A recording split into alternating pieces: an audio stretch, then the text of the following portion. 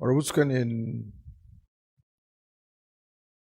primero vamos a Primera de Juan. Primera de Juan. Por favor, para ver este texto. Y luego vamos a Mateo 5. Primera de Juan, en su capítulo 2, la lectura. Hijitos míos, esas cosas os escribo para que no pequéis. 2:1. Si alguno hubiera pecado, abogado tenemos para con el Padre a Jesucristo el justo. Y Él es la propiciación por nuestros pecados. Y no solamente por los nuestros, sino también por los de todo el mundo. Y para los que no entienden los argumentos teológicos, aquí es todo el mundo de los creyentes. Y entre paréntesis, si nunca lo has entendido, Cristo no murió por las personas que ya estaban perdidas en el infierno. Entonces todo el mundo aquí no es el universalismo, no se va a salvar todo el mundo y termina siendo la propiciación tan solo por los de todo el mundo de los creyentes. Y en esto sabemos que nosotros le hemos conocido si guardamos sus mandamientos. El que dice yo le he conocido, no guarda sus mandamientos, el tal es mentiroso y no hay verdad en él. Mas el que guarda su palabra, el amor de Dios está verdaderamente, esto es un gran tema aquí, este amor de Dios está verdaderamente, yo voy a decir, está siendo verdaderamente perfeccionado. Es un gran proceso de transformación en esta persona. Y por eso sabemos que estamos en Él. O sea, el motivo para guardar sus mandamientos es el amor. En la medida en que crezcamos y seamos madurados y capacitados para amar, vamos a obedecer cada vez más estos mandamientos. En el versículo 6, el que dice que está en Él, o está, es la unión espiritual entre Cristo y los suyos, unido espiritualmente con Él, o que está con Él, así lo voy a decir, debe andar como Él anduvo. Esta fórmula de andar con Dios, si en verdad estamos en Él, esto significa en la práctica andar como Él anduvo. Y vimos este tema en parte, una introducción a este concepto de Dios con nosotros hace 8 días. Y vamos a tener 2 sermones de Año Nuevo ahora. Y el tema es nosotros con Dios. Lo vamos a vincular con los propósitos del Año Nuevo y con esta fórmula que acabamos de ver aquí, andar como Él anduvo. Yo lo tengo aquí en el pizarrón, andar con Dios. Ahora vamos al Sermón del Monte, en su capítulo 5, por favor. Y vamos a dar lectura aquí a la primera parte de este capítulo.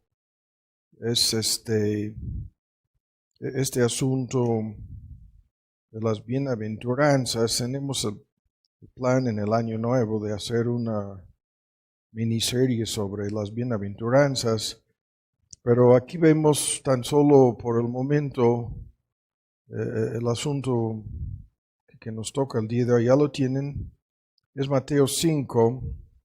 Viendo las gentes, subió al monte, sentándose. Llegaron a él sus discípulos, abrieron su boca, les enseñaba diciendo, y viene toda esta lista de las tan discutidas bienaventuranzas. Bienaventurados los pobres en espíritu, porque de ellos es el reino de los cielos. Bienaventurados los que lloran, porque ellos recibirán consolación. Bienaventurados los mansos, porque ellos recibirán la tierra por heredad. Bienaventurados los que tienen hambre y sed de justicia, porque ellos serán saciados, hartos en la versión antigua, saciados por completo. Bienaventurados los misericordiosos, porque ellos alcanzarán misericordia. Bienaventurados los de corazón limpio, limpio corazón, se invierte el orden, porque ellos verán a Dios. Bienaventurados los pacificadores, porque ellos serán llamados hijos de Dios. Y termina con bienaventurados los que padecen persecución bien lo que dice, por causa de la justicia, porque de ellos es el reino de los cielos. Reino de Dios y reino de los cielos son fórmulas sinónimas aquí. Los dispensacionalistas se engañan a sí mismos al tratar de hacer una distinción. Son usadas estas frases, reino de los cielos, reino de Dios, de forma intercambiable. Son frases sinónimas para efectos prácticos. Bienaventurados sois cuando viene aquí, hay una, en cuanto a las bienaventuranzas, hay una ampliación. Espero que lleguemos a esto antes de irnos de algunos detalles. Cuando os vituperaran y os persiguieran y dijeran de vosotros todo mal por mi causa, mintiendo, gozaos, dice, y alegraos porque vuestra recompensa, galardón, merced es grande en los cielos, porque así persiguieron a los profetas que fueron antes de vosotros, y esto lo vincula con una de nuestras tareas como luz y sal. Ahora, ¿listos? Esto es el primero de 2 sermones en relación con el año nuevo. Ahora, este tema está vinculado muchas veces con el asunto de los votos, ¿no? O lo que se llaman los propósitos de un año nuevo. Esto lo comenté en una forma muy abreviada entre semana en el estudio en YouTube, el miércoles. Este asunto de cómo el mundo comienza con toda una lista de cosas que consideran como muy importantes, ¿no? Esto lo vinculamos siempre con el tema bíblico de los votos, de hacer votos. Esto es un gran misterio para algunas personas, pero no quiere decir más que lo siguiente. Hacer votos es simplemente proponerse, ¿no? En nuestro corazón se propone ante Dios hacer o no algo, ¿no? Esta fórmula está vinculada en una larga lista de textos en el Antiguo Testamento con la idea de hacer promesas ante Dios, compromisos ante el Señor. Se vincula este concepto con lo que vemos en el mundo, los propósitos de Año Nuevo, que son increíblemente en cada año, no los mismos, en la mayoría de los casos, los mismos propósitos que no se cumplieron el año pasado. Y en el contexto bíblico puede haber un sinnúmero de propósitos, ¿no? En la vida de un creyente en relación con su mayordomía, su compromiso, en el matrimonio, con los hijos, una tremenda lista de metas en relación con el trabajo, la salud, la dieta, en relación con obediencia, servicio, entrega al Señor, en relación con su crecimiento, su madurez. Y comentaba yo el miércoles, creo que en el Universal, yo no me acuerdo en cuál periódico saqué esta lista son 5 propósitos de Año Nuevo. En las famosas encuestas, que ese es otro tema de debate, ¿no? Si son reales o no, estas encuestas y hasta cuál punto son manipuladas, pero creo que en gran medida podemos dar por hecho que esta lista es válida. El 72% de las personas decían que su propósito de Año Nuevo, ahorrar dinero. El 65%, hacer ejercicio. El 65%, no se vendan aparatitos, bicicletas, todo tipo de equipo para hacer ejercicio en el año nuevo, se vendan en los gimnasios, ¿no? Se vendan los paquetes para el año de que voy a... Esto ya en un par de semanas se acaba, ¿no? No voy a decir más. Luego, generar más ingresos es el 57%. Propósitos de Año Nuevo, generar más ingresos. El 43% comer mejor. Esto es un gran misterio. Yo estaba así lo pusieron tener una mejor alimentación. ¿Ven cómo lo ponen? Tener una mejor alimentación. Yo no sé si estaban hablando de ya no comerse croquetas o no tengo idea, ¿no? Luego, el número 5 en la lista, estresarse menos. O sea, llevar una vida con menos. La lista aquí va desde fobias, miedo, terror en un momento dado, ansiedad, preocupación, inquietud, todas las cosas que se manifiestan como síntomas de una persona estresada.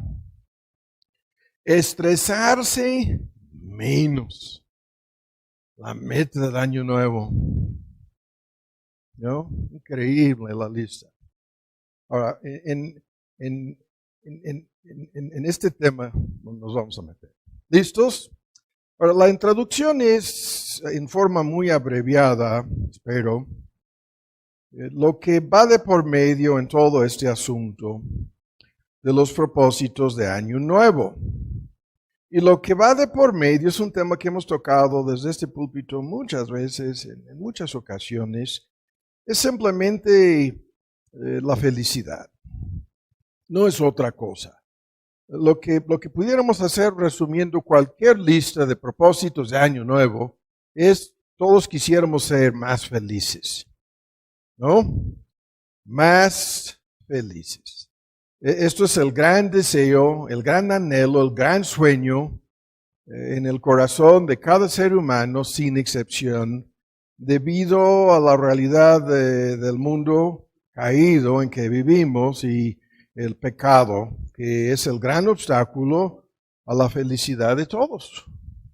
Punto. No es algo más allá de este tema. Ahora, increíblemente, lo que sabemos de estas bienaventuranzas es que de eso se trata la lista de las bienaventuranzas, simple y sencillamente porque la palabra que se traduce bienaventurados, en interminables debates, todos coinciden, los eruditos, que se puede traducir como dichoso, bendito y coloquialmente, en términos modernos, felices. Eso es, aunque hay muchos argumentos, afortunados, suertudos, es una lista tremenda de palabras en algunas versiones actualizadas, todo se resume en la idea de felices, ¿no? Y el tema es profundo, porque se refiere a la verdadera felicidad, es a saber, la felicidad que tan solo Dios nos puede dar. Se refiere a la verdadera felicidad, es a saber, la felicidad que tan solo la salvación nos puede dar. La verdadera felicidad es a saber en el sentido de todo lo que abarca el conocimiento verdadero de Dios, una relación íntima con Él, esto de Dios con nosotros, que termina siendo lo que vimos a grandes rasgos hace 8 días, de tu mejor amigo, ¿no? Tu amigo más íntimo, y el que te ama incondicionalmente resulta ser nuestro Señor Jesús, y hay una felicidad espiritual, hay una felicidad eterna, permanente, real, en lo que esto abarca. Y el tema es gigantesco, porque lo sigo diciendo, esto es el objeto principal, el objeto que todos los seres humanos buscan. ¿Hay alguien que no quisiera ser feliz? Estamos buscando a la persona. Todos quisiéramos ser felices y consciente o inconscientemente, eso es lo que todo el mundo anda buscando en esta lista de ahorrar dinero, ¿no? Mejorar la salud de mi cuerpo, generar más ingresos, etc. Están buscando, inconsciente o conscientemente, la misma felicidad. Porque la falta de felicidad es el gran dilema, es el gran problema que vemos desde la caída de Adán y Eva. Perdieron su felicidad, Adán y Eva, ¿no? Y perdieron esta bendición al rebelarse en contra de Dios, y desde aquel momento hasta el día de hoy todos los seres humanos andan buscando en una forma constante esta misma cosa. No la pueden alcanzar, no la pueden encontrar, y ya sabemos por qué la buscan sin Dios, fuera de Dios, aparte de su Creador. Buscan esa felicidad. Viven, por lo tanto, infelices, viven descontentos, viven insatisfechos, viven sin todo lo que la palabra bienaventurado abarca, sin conocer verdaderamente ni siquiera su propia razón de ser, no la conocen. Y el tema es tan amplio que hay algunos libros sobre este tema de la búsqueda de la felicidad.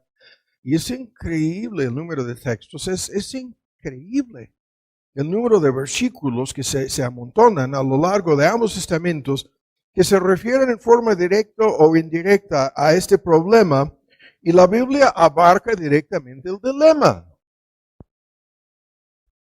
diciéndonos que tan solo este libro, tan solo la palabra de Dios puede enseñarnos la verdad, la realidad, lo que algunos llaman, y increíblemente no me gusta la palabra, pero la voy a usar, el secreto de la felicidad. No me gusta la palabra secreto en este contexto, pero tristemente, lamentablemente, esto es un gran secreto para la mayoría de los seres humanos. Tan solo la Biblia te puede revelar el secreto. Tan solo la Biblia te puede dar el porqué de la miseria, el porqué del descontento, el porqué de todo lo que abarca la palabra infelicidad. Todo lo que vemos, lo vuelvo a decir, está centrado en el pecado. Punto. No hay más aquí. El pecado es lo que obstaculiza la felicidad del mundo inconverso entero. No es otra cosa. Y la solución que la Biblia ofrece, increíblemente, no es lo que los inconversos, lo que los incrédulos piensan. El hecho de que la mayoría de las personas andan así, aburridas, tristes, insatisfechas, incompletas, con un gran vacío en su corazón, y ni saben el por qué, el hecho de que andan así, sin entender lo que les obstaculiza, sin entender lo que impide su búsqueda de la felicidad, sin entender por qué se repite año tras año tras año este mismo fenómeno de los propósitos que, encapsulándose, lo vuelvo a decir, son de ser más felices. Y el por qué no lo pueden lograr, ya lo sabemos. Porque piensan que pecando serán felices. Que pecando, eso es lo que el diablo dijo a Adán y Eva en el Edén, ¿no? En su gran argumento, que es tremendo, sobre la supuesta autonomía humana, ¿no? De que el hombre se encuentra libre para hacer, saber, hacer y querer cosas contrarias a la voluntad de su Creador. Así serán felices, decía el diablo. Y el mundo inconverso sigue creyendo esta mentira hasta el día de hoy. Y lo que nos dicen es increíble, que el camino directo a la felicidad, ¿no? El camino corto para ser felices es pecando de mil maneras. Y al mismo tiempo nos dicen, no, para estos anticuados y puritanos a veces usan la palabra sin saber ni qué significa la palabra. Estos religiosos cerrados en su mundo de la Biblia son los más infelices sobre la faz de la tierra. Nos dan a entender que si tú obedeces la ley de Dios, la voluntad de Dios, si tú andas en el camino de Dios, entonces estás garantizando tu miseria. Por eso eres infeliz, ¿no? Y su argumento constantemente es que hay que librarnos de la palabra de Dios, de los mandamientos de Dios, de la voluntad de Dios, de la soberanía de Dios, del control de Dios. Nos dicen que el camino del pecado y la rebeldía es el camino más seguro y más directo para tener una vida llena de felicidad y alegría y gozo, y así. Y constantemente pintan el camino de Dios como de puro dolor, pura tristeza, puro sufrimiento, pura desgracia, pura infelicidad, así, así, así. Y esto es la propaganda, esto es el mensaje, eso es lo que estamos escuchando todos los días, que tienes que librarte de todo lo que Dios haya impuesto por encima de tu ser, de su ley, de su voluntad, de sus mandamientos, de su evangelio, de su autoridad, etcétera, etcétera. Comenzando con tu género, comenzando con tu identidad, comenzando con la gran persona que tú pretendes ser, tienes que librarte de Dios. Y así, así, así. Ahora, para terminar aquí la introducción, todas las personas prácticamente en el mundo entero, jóvenes, sin discutir lo que sería el límite de la juventud, todas las personas, yo prefiero la palabra inmaduras, todas las personas ingenuas, todas las personas tontas, todas las personas necias, están de acuerdo con el mensaje. ¿No? Estas personas están más que dispuestas a creer las mentiras, más que dispuestas a afirmar, ¿no?, que el camino directo a la felicidad es el camino de la rebeldía en contra de Dios. Y andan tratando de comprobar esto en su propia experiencia. Y son tan fácilmente seducidas, arrastradas, engañadas, ¿no?, convencidas por su inmadurez, por su falta de experiencia en la vida, porque no han cosechado, salvo una mínima, muy pequeña parte de los amargos frutos de lo que están haciendo, están así, ¿no? Sin discutir desde cuál edad para abajo. Luego hay otro grupo de personas, rápido, no podemos detenernos aquí, personas más experimentadas en la vida, que han sufrido desgracias, que han sufrido tragedias, que han sufrido enfermedades y pérdidas, ¿no? Hasta puede ser el divorcio, o hijos o hijas, hijos pródigos, han sufrido algunas consecuencias de su propio pecado en esta vida, en este mundo. Y estas personas son las personas que creen, esto no podemos detenernos a discutirlo, creen que la felicidad ya no es posible. Ya no, por la desgracia que me sucedió, ya no, por el divorcio, ya no, por el adulterio, ya no, y la lista, no, o porque me bloquearon en el trabajo, porque no puedo subir mis ingresos, no, y no puedo ahorrar dinero, y no puedo quitar todo lo que me tiene agobiado y estresado. La felicidad ya no es alcanzable para estas personas. En síntesis, porque piensan que para ser felices tendrían que deshacer algunas de estas desgracias, tendrían que deshacerse de los amargos frutos que han cosechado del pecado propio o del pecado ajeno, como sea, y por lo tanto el mundo en que vivimos con personas más intelectuales, nos dicen más sofisticadas, estas personas en su mayor parte se han vuelto totalmente cínicas, totalmente escépticas, totalmente, ¿no?, en contra de este tema. Dicen, son los que se burlan cada año de los propósitos de Año Nuevo, diciendo, no, esto es caer en el mito, la fantasía, la ilusión, de que tú puedes realmente salir de tu desgracia. Y dice, no, lo que pasa aquí es que yo no soy feliz, y ustedes tampoco. No, ustedes tampoco, ni nadie lo es, ¿no? Según estos cínicos, escépticos, que pretenden ser grandes pensadores, intelectuales, etcétera, etcétera. Y el mundo de la psicología y la psiquiatría plagado de personas. No voy a decir más. El comentario aquí es espantoso. Pero dejamos esto, ¿no? Porque la Biblia dice sí, esta felicidad existe. Claro que sí. La Biblia dice, sí, tú puedes ser verdaderamente feliz. Claro que sí. La Biblia dice, ¿no? Que hay una fuente inagotable de bienaventuranza que nunca se acabará. Sí. Y la Biblia así comienza diciendo, pero esto no depende de tus circunstancias, esto no depende de circunstancias favorables, ¿no? En contra de circunstancias desfavorables que me obstaculizan. No, que esto no depende. No, ni de lo que sucede en tu vida. Tampoco, ¿no?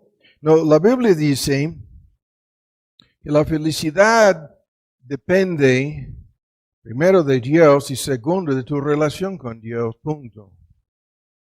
No hay más aquí. Esta felicidad depende del Creador, ¿no? En donde todas las cosas que los seres humanos consideran como cosas que contribuyen al sentido de, no quiero usar la palabra bienestar, quiero usar la palabra felicidad. Todas las cosas que contribuyen a esto tienen su fuente, ¿a de veras? Tienen su fuente, tienen su origen, tienen su causa, la ontología, el comienzo, el propósito de todo esto se encuentra en el Dios bienaventurado.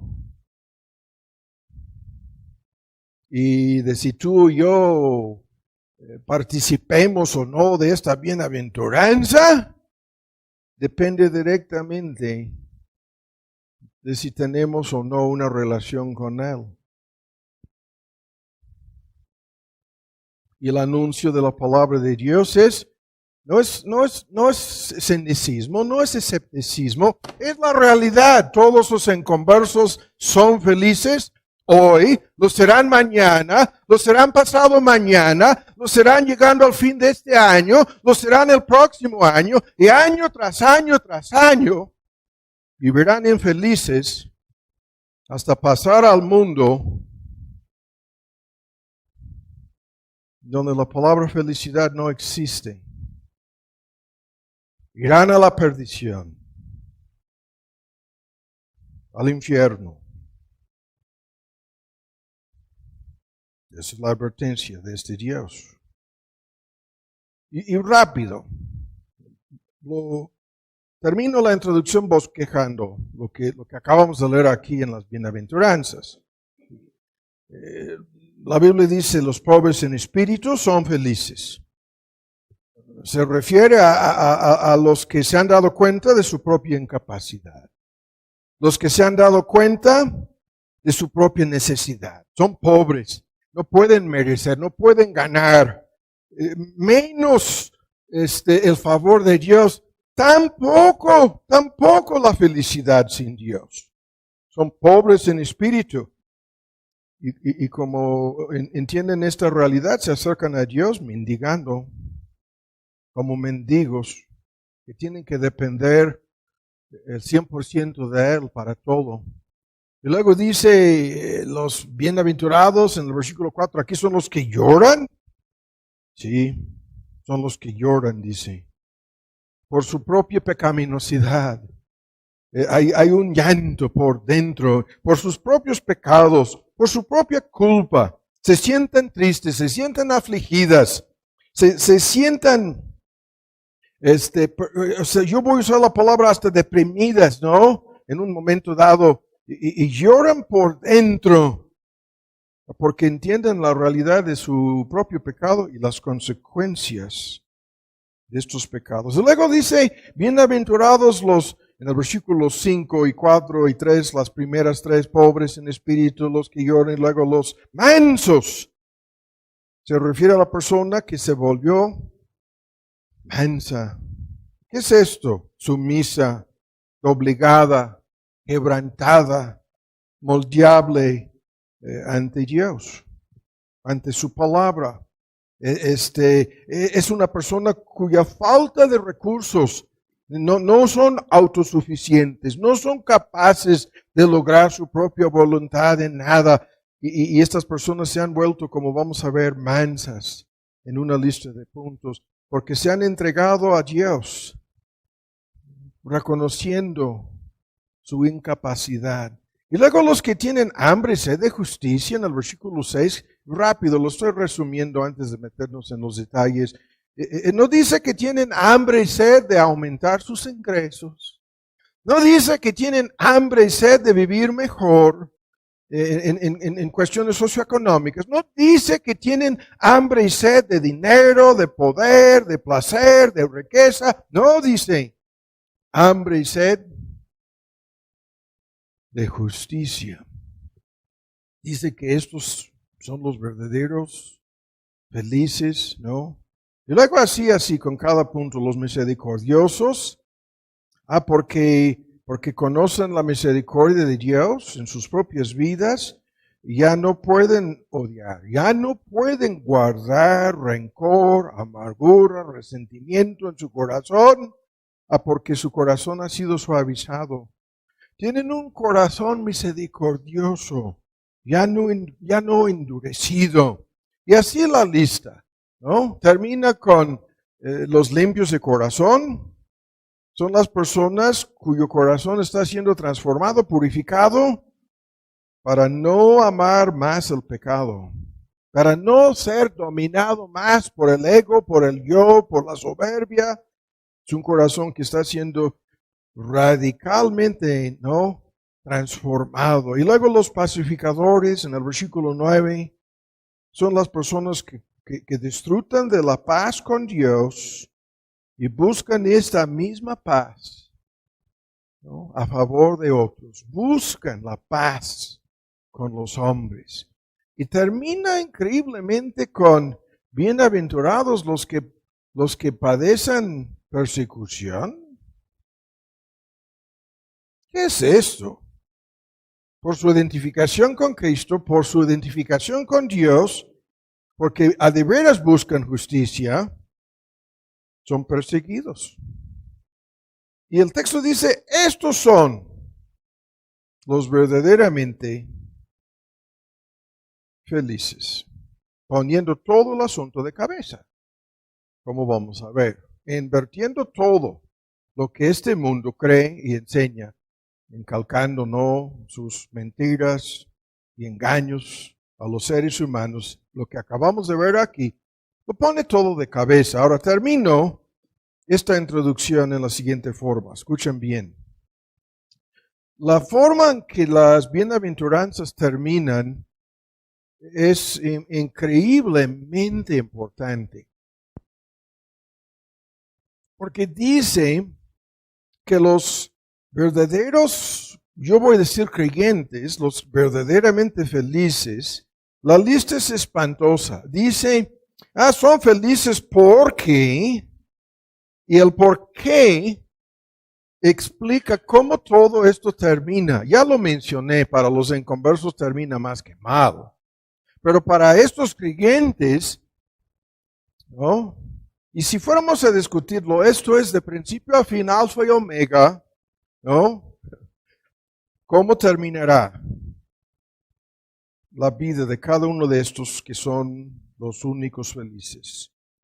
Dice que son felices porque ya pertenecen al reino de Dios. Sin discutir el reino de Dios, que ahora llega al corazón y en el futuro llegará, no a la tierra, en la segunda venida de Cristo, pero ya pertenecen, ya entraron al reino de Dios. Son los únicos que serán consolados. Ahora y para siempre recibirán consolación. Son los que la tierra, el mundo entero les pertenece, ¿no? Es increíble, no puedo sacar de mi mente esta referencia entre paréntesis. Todos los debates acerca de la tierra de Palestina y el pacto que Dios hizo con Abraham, y Pablo lo menciona y dice, Dios le prometió a Abraham la tierra por heredad. No simplemente un pedacito de tierra que se llama la tierra de Palestina. Y estos recibirán juntamente como hijos de Abraham la tierra por heredad. Estos serán a de veras saciados. Estos serán verdaderamente satisfechos, alcanzarán misericordia. ¿No? Y la lista, estos alcanzarán misericordia y verán a Dios. y serán llamados hijos, serán llamados hijas de Dios. Sí.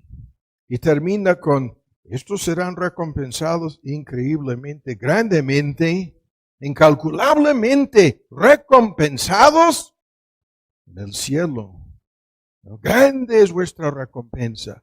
Hablando de los perseguidos en el versículo 12.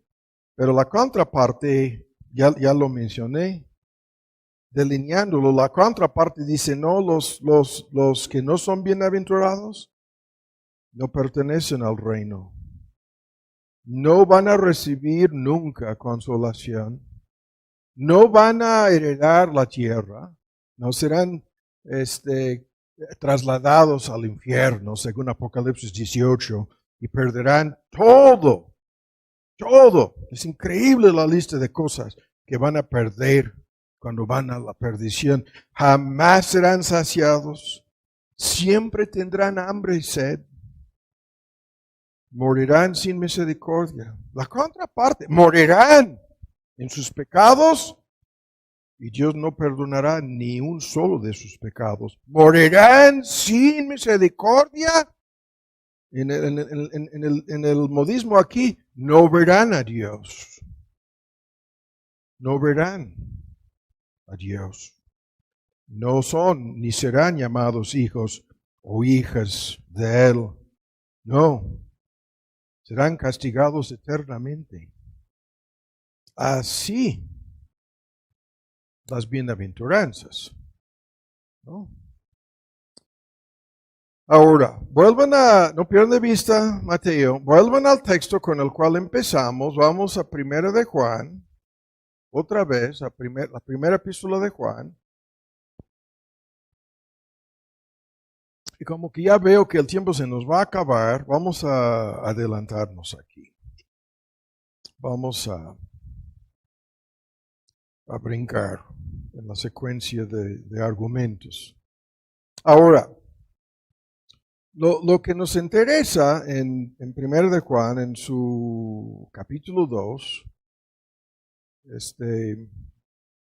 es este pequeño modismo que vimos en la pura lectura, en su capítulo 2, en el versículo 6, el que dice que está en Él, que pertenece a Dios, que pertenece a Cristo, debe andar como Él anduvo. Ahora, ¿qué es esto? Como vimos hace 8 días, Dios con nosotros, y ahora en un sentido, en el sermón de hoy y de hoy en 8 vamos a discutir esto de nosotros con Dios, pero estamos pidiendo prestado el modismo aquí de andar, ¿no? Andar. Esta figura la Biblia la usa constantemente, continuamente. Es una lista increíble, la larga lista de textos que usan este modismo, que se refiere al estilo de vida, se refiere a la forma de vivir, se refiere, es un tema muy amplio, ¿no? A lo que es, desde un principio, nuestra razón de ser. Es el tema al principio del Génesis, antes del diluvio, con Enoc caminando, andando. El Génesis dice que Enoc caminó, es el modismo, anduvo con Dios por lo menos 300 años, dice. En comunión, en compañerismo, en amistad con Dios. Todo lo que hemos visto, Dios con nosotros en la época navideña, ahora la pregunta es, ¿estamos nosotros con Él? Y anduvo en amistad, anduvo en obediencia Enoc, o andaba, ¿no? Y luego fue trasladado al cielo sin morir, dice el Génesis. Y de ahí viene el modismo de andar con Dios.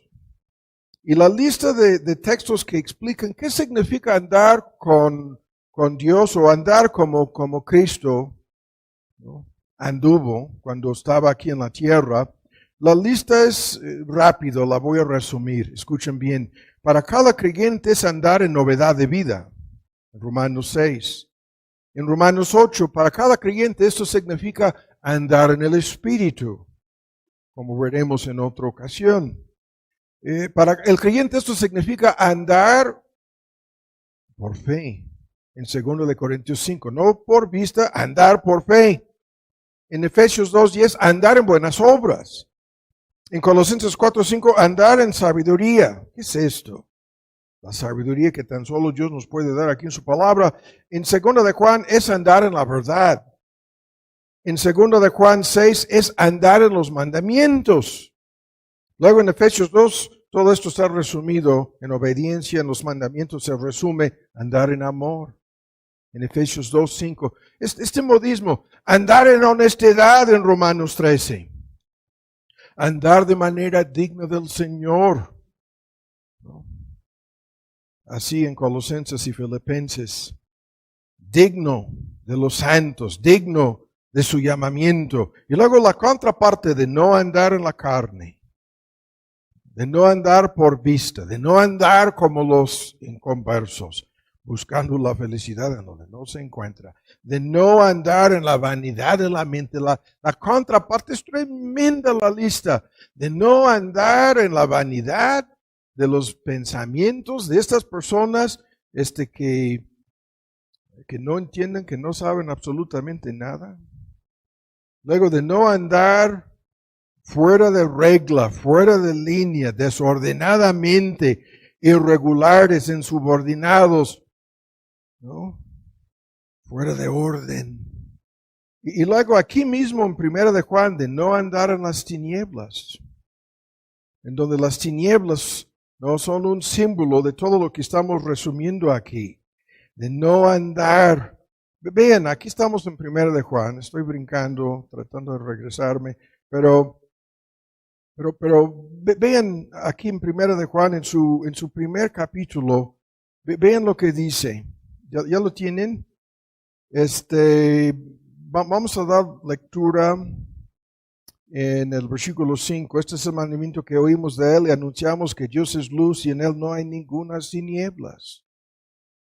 Y advierte a los que dicen que andan en comunión con Él, si andan en tinieblas, se están engañando, mentimos y no están practicando la verdad. Mas si andamos en luz, como Él está en luz, entonces, vean, tenemos comunión entre nosotros y la sangre de Jesucristo, su Hijo, nos limpia de todo pecado. Y este asunto de andar en luz, ¿no? Dios es un gran tema. La ilustración de Dios como luz, ¿no? Es una referencia a su santidad, es una referencia a su omnipresencia, es una referencia a su pureza. Es una referencia de cómo Dios está apartado de todo pecado. Es una referencia a esta luz de la gloria divina, que es la luz del cielo al final del Apocalipsis. Y el argumento es que si estamos con Dios, tenemos que andar con Él en luz, ¿no? Y esto significa no andar en pecado, no andar en la decepción, no andar en el engaño, en la hipocresía, no andar en las tinieblas, ¿no? Es lo que vemos con todos los inconversos. Y las densas tinieblas rodean a cada persona inconversa porque son personas que están huyendo de la luz, están tratando de alejarse lo más lejos posible. Su estilo de vida, sus hábitos de vida, su amor al pecado, los ídolos en su corazón, ¿no? Resultan en ¿qué? En que aborrezcan la luz. Aborrecen la luz. Y Cristo es esta luz, ¿no? Es la luz que vemos en la gloria, en la persona y obra de Jesucristo. Cuando somos convertidos, renunciamos las obras de las tinieblas, ¿no? Hemos sido convertidos de las tinieblas a la luz. Los textos, ¿no? Son tantos que hablan de este asunto. Y entonces lo voy a resumir diciéndolo en esta forma y vamos a volver a las bienaventuranzas. Andar en luz significa andar en la verdad. Vuelvan a Mateo 5, por favor. Andar en luz significa andar en la palabra. La mejor forma para mí es andar en la realidad. Andar en la realidad. Ver las cosas realmente. Entender las cosas verdaderamente. Andar en la realidad, en la verdad de la palabra del Evangelio, viendo y viviendo, ¿no?, en el contexto de esta luz. Así. Entonces, en el tiempo que nos resta, déjame ver ahora por primera vez este reloj. Ok. Vamos a discutir esto el día de hoy, en el tiempo que nos resta, bosquejando más algunos aspectos de este asunto de las bienaventuranzas. Y ya en la introducción ya lo vimos. Esto es la verdadera felicidad. La bienaventuranza alcanza la salvación eterna, incluyendo todas las bendiciones que Dios nos puede dar. Y lo sigo diciendo, la salvación en sí es su mayor bendición. Pero antes de avanzar aquí tenemos que decir otra cosa, que muchos nunca lo han entendido, por lo tanto hay que decirlo, ¿no? Escuchen bien. Estas bienaventuranzas describen en un sentido el proceso de conversión. La persona que se vuelve pobre en el espíritu es por convicción de pecado. Se da cuenta de su incapacidad. La persona que llora es porque se está arrepintiendo de sus pecados. La persona que se vuelve mansa es porque se ha chocado con el hecho de que hay un Dios soberano que exige su sumisión y tiene que doblarse, tiene que quebrantar su desobediencia, su rebeldía, se tienen que romper definitivamente para que la persona se vuelva mansa, ¿no? Y luego la persona se da cuenta de que no tiene la justicia que Dios exige y se vuelve hambre, con hambre y con sed de justicia. Es sed y hambre de una verdadera relación con Dios, de una justificación por la gracia de Dios. Y luego todo lo demás, misericordiosos, limpios de corazón, pacificadores, son frutos que fluyen de su conversión. Entonces hay un gran argumento aquí en las bienaventuranzas que describen lo que sucede cuando somos convertidos. Primero. Segundo, escuchen. Cristo mismo es la personificación de estas bienaventuranzas. Esto es un tema tremendo. Cristo mismo personifica. Cristo es la esencia de pobreza espiritual. Cristo es la esencia de mansedumbre ante Dios. Cristo es el que lloró frente a la tumba de Lázaro y sobre la ciudad de Jerusalén, ¿no? Y Cristo es el que quitará de nuestros ojos toda lágrima. Cristo es la encarnación de hambre y sed de justicia. Para lograr esta justicia, vida perfecta de amor para con Dios y el prójimo, se encarnó. Cristo es el corazón limpio. Cuando se le acercaba al enemigo, ¿cuántas veces? Nunca encontró ni una sola vez nada en su corazón que le pudiera servir como medio de tentación. Cristo es el pacificador. Esto es lo que se canta tanto. Los textos que citábamos en Emmanuel, Dios con nosotros, el anuncio de los ángeles. Todo el mundo quiere saber, 2000 años y no ha traído paz al mundo, es lo que dicen. Porque esta paz tan solo llega por medio del Evangelio.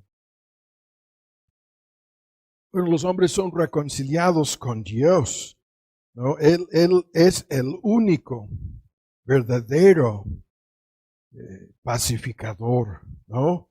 Y Cristo es la esencia misma de todo lo que sucede con los perseguidos, incluso como vamos a ver antes de concluir, toda la persecución que nos llega a nosotros, en verdad está en contra y dirigida en contra, no de nosotros, estamos de por medio en el asunto, está en contra de Él. ¿No? Las bienaventuranzas describen a nuestro Señor Jesús. No son, como todas las religiones falsas enseñan, cualidades y características que tenemos que desarrollar para ganar o merecer nuestra salvación. Eso es espantoso. Hasta en las Naciones Unidas, hasta el día de hoy, están con, no, las Naciones Unidas se formó después de la Segunda Guerra Mundial con el fin expreso de lograr la paz.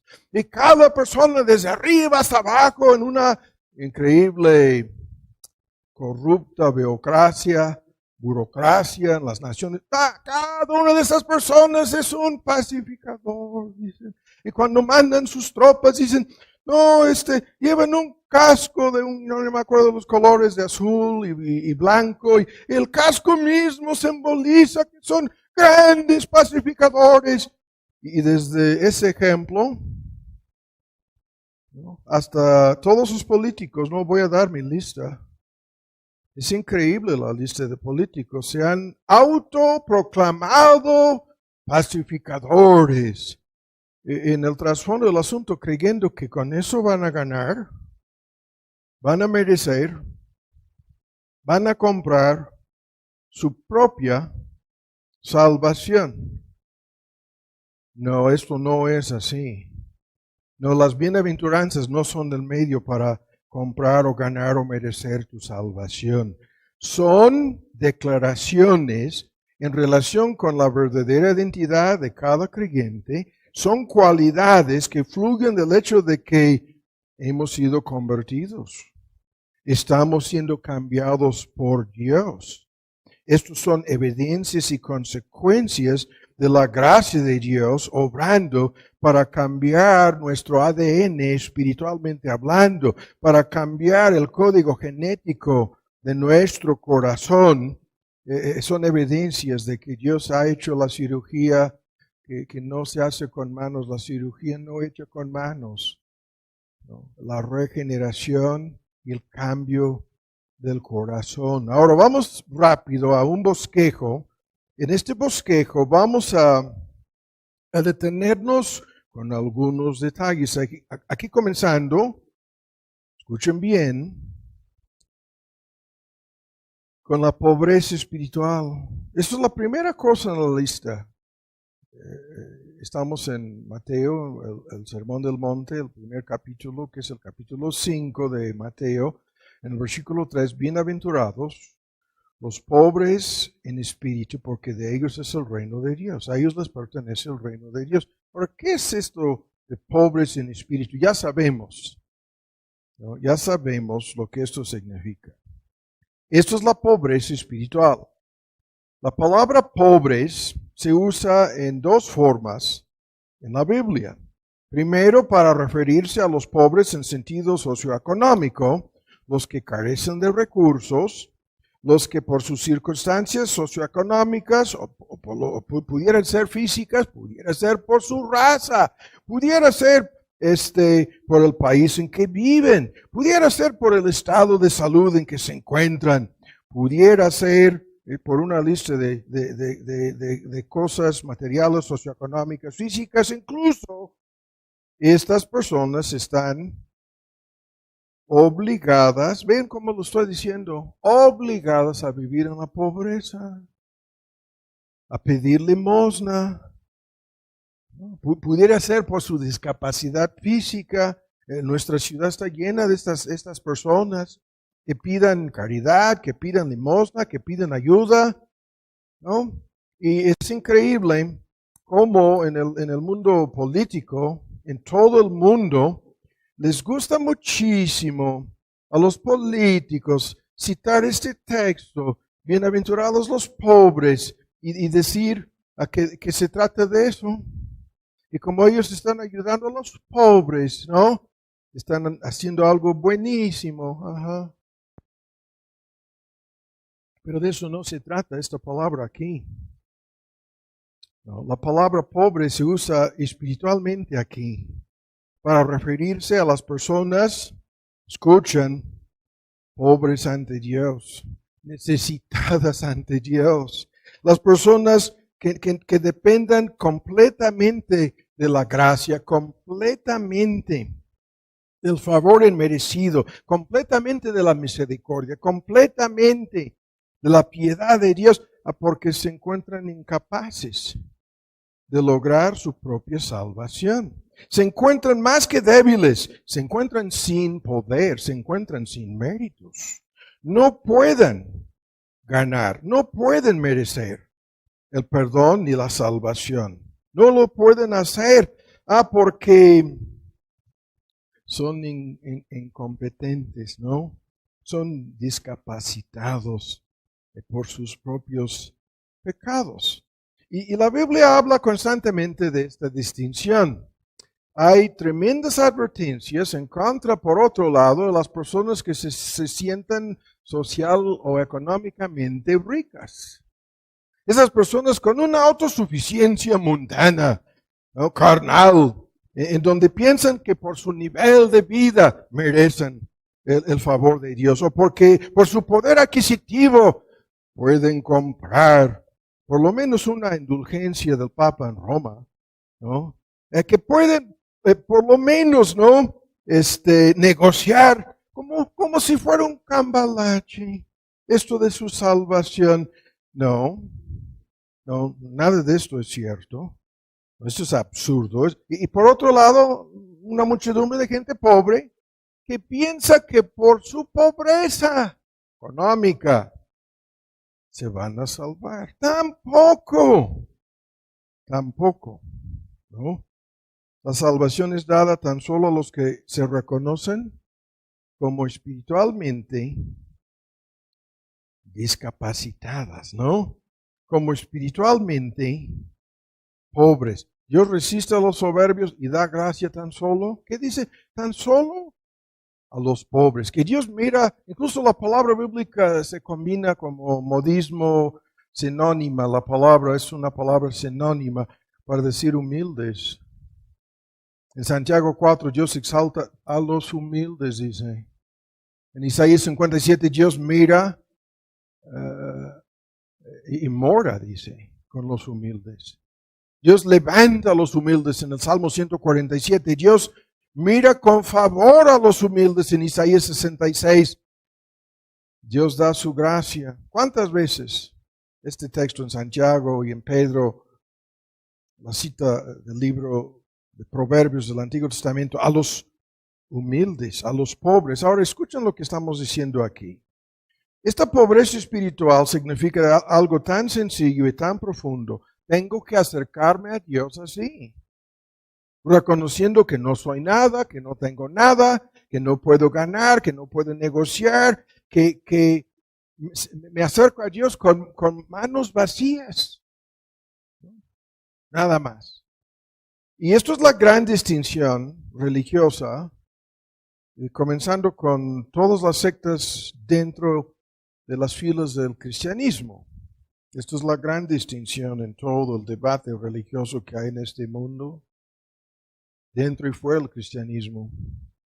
Porque la religión falsa, llámese como sea, ¿no? La apostólica, la cristiana, la que sea, la religión falsa o alguna otra religión, tan solo sirve para engañar a los ingenuos con la idea de que ellos pueden ganar el favor de Dios por sus propios méritos. Y por lo tanto, la religión falsa aumenta la soberbia, el orgullo, la arrogancia de que sí se puede.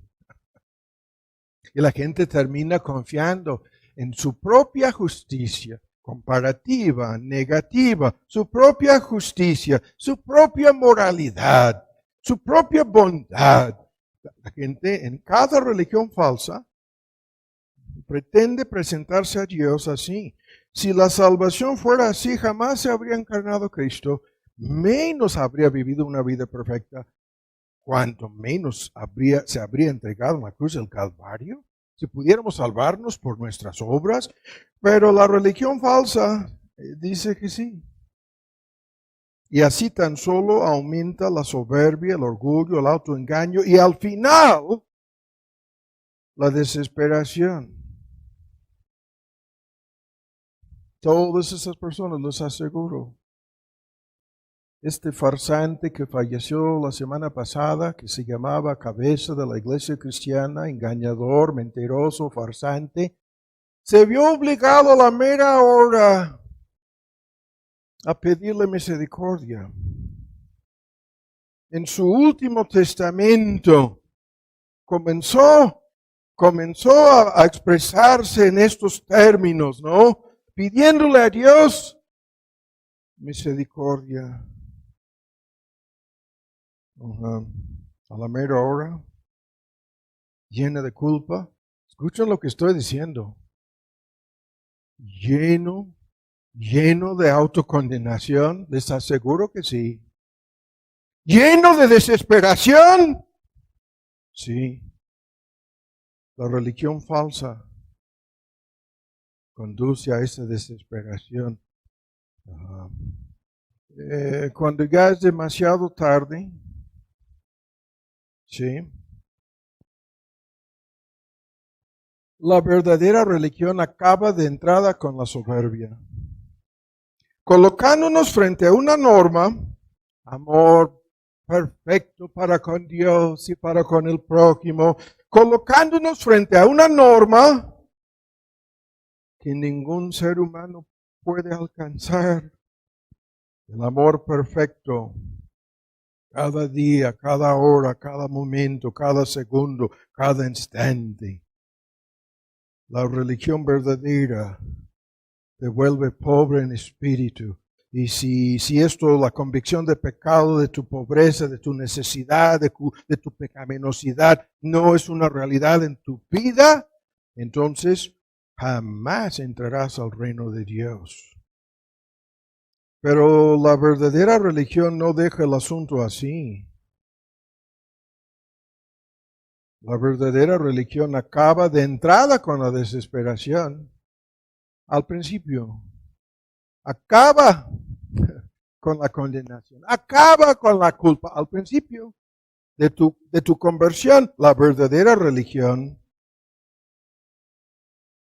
nos obliga a mirar al Salvador, aquel que cumplió a la perfección con la ley de Dios, amor perfecto para con Dios, y luego se ofreció voluntariamente como el mediador, intercesor, ¿no? El sacrificio propiciatorio técnicamente en lugar de cada persona que cree en Él, ¿no? Y por lo tanto, hay un sentido en que esta primera bienaventuranza termina con todo el argumento. Son los pobres en espíritu, los únicos que entran al reino de Dios, nadie más. Nadie más. Y esta pobreza, esta humildad, resulta ser efecto de haberse evaluado correctamente ante la santidad de este Dios. Resulta ser el efecto de haber visto tu propia pecaminosidad. Es el conocimiento verdadero de nosotros mismos, ¿no? Nuestra necesidad, lo que abre la puerta y nos conduce al conocimiento del verdadero Dios. Y esto acaba con la soberbia. Acaba con la autoimagen falsa que habíamos fabricado, que queríamos proteger, que tratábamos de sembrar y vender a los demás. Acaba con todo esto. Esta pobreza espiritual nos conduce a confiar en Cristo para que nuestros pecados sean perdonados, para que seamos declarados libres de culpa, justificados, para que con las manos vacías recibamos la vida eterna. Así comienza, en un sentido, así termina el asunto. Pero rápido, vamos al segundo punto aquí. Andar con Dios, ¿no? En el año nuevo, el propósito es de nunca dejar, vean, nunca dejar de reconocer esta pobreza espiritual en nosotros mismos, nunca dejar de depender el 100% de la gracia de Dios en Cristo Jesús. Y rápido, en la segunda bienaventuranza, en el versículo 3, los pobres son los que lloran. Y ya sabemos, son lágrimas que salen, no tienen que ser físicamente, pero lágrimas que salen como resultado de su dolor, de su tristeza. ¿Qué es esto? El asunto no es simplemente teológico, no es simplemente doctrinal, no es simplemente comprender que no me puedo salvar por mis obras. No. El asunto es, hemos pecado en contra de nuestro Creador. Nuestros pecados fueron cargados a la culpa de nuestro Señor Jesús. El asunto es más que personal aquí. Sí. El arrepentimiento es un cambio de opinión acerca de uno mismo, acerca de lo que soy, acerca de lo que pienso, acerca de lo que deseo, ¿no? Bajo convicción de pecado, la persona se da cuenta de que ha ofendido a Dios de manera directa, de que ha pecado en contra del Altísimo, de que se ha dedicado a tratar de vivir libre, como si fuera su propio Dios, libre de su Creador, de que ha ofendido a su Salvador. Hay que entender lo que estamos diciendo. En una lista de textos encontramos ejemplos de personas que lloraban bajo convicción. Aquella mujer que lavaba los pies de Cristo con sus cabellos, totalmente destrozada en lágrimas y llanto. Por su culpabilidad. Sí. Y si tu supuesta conversión o tu supuesto arrepentimiento nunca llegó a ese nivel de sentir este dolor en tu corazón, o de haber pecado en contra de tu mejor amigo, en contra de tu Creador, en contra de la persona que descendió del cielo buscándote y entregándose en tu lugar, si nunca has llorado, si nunca has sentido la realidad de esto, entonces estás en problemas con esta bienaventuranza. Incluso los creyentes se sienten avergonzados y al pensar en sus pecados, los que cometieron antes de ser convertidos, ¿no?, pueden volver a llorar. Porque estas son cualidades que se manifiestan en la vida de una persona convertida. Rápido, los mansos que recibirán la tierra por heredad son mansos ante Dios. Mansos, humildes, obligados ante su palabra, ante su voluntad. Dicen, sea hecha tu voluntad. Al encontrar en su palabra, se sometan con mansedumbre a su palabra. Son mansos ante su guía, ante su guianza, ante su dirección. Tienen miedo de desviarse, de no hacer la voluntad de Dios en sus vidas, en todas las decisiones importantes en la vida. Mansos ante su soberanía, mansos ante su providencia. Y así, ¿no?, sumisos ante Dios.